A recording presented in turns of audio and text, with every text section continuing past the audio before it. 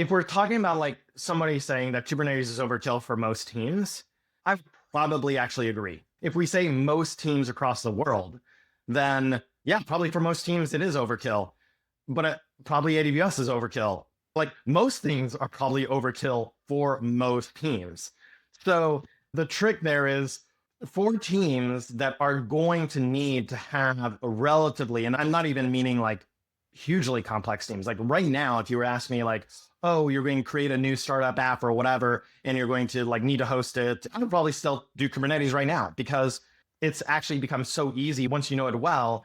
All the things that it brings between like certification management, ingress, DNS, like once you know the various controllers, it kind of automates the crap out of everything. And those things don't really change. So once you know it relatively well, it's actually really like easy to do very, very interesting, complex scenarios. So how you solve your problems starts becoming a little bit different on where you focus.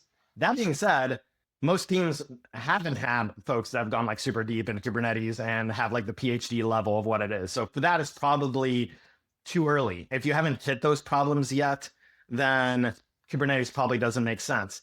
If you're in a spot where you're checking out like ECS and you're having to basically do everything that Kubernetes does, but through a cloud native piece. So if people say like ECS is way faster and easier to reason about, I'm like, okay, so how are you managing DNS? How are you managing certs? How are you managing load balancing? And then you start listing all the things that are AWS like core, like managed services or whatnot. And you're like, guys, this is the same amount of complexity. You just shifted it from one spot to another. And by moving it into Kubernetes, it's something that's more portable.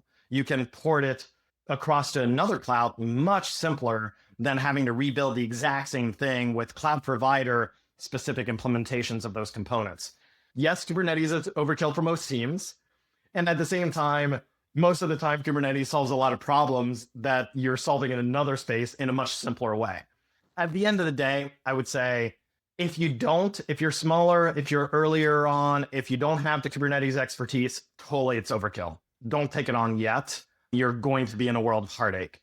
If you're in a spot where you know your product and market fit, you're scaling up, you need to like be able to bring more people, you need to be able to conform, you need to be able to have portability. At that point, I would say, hey, it's probably a time to invest in the space, maybe not switch everything over, but it's definitely probably time to invest in getting that muscle memory or that muscle exercised.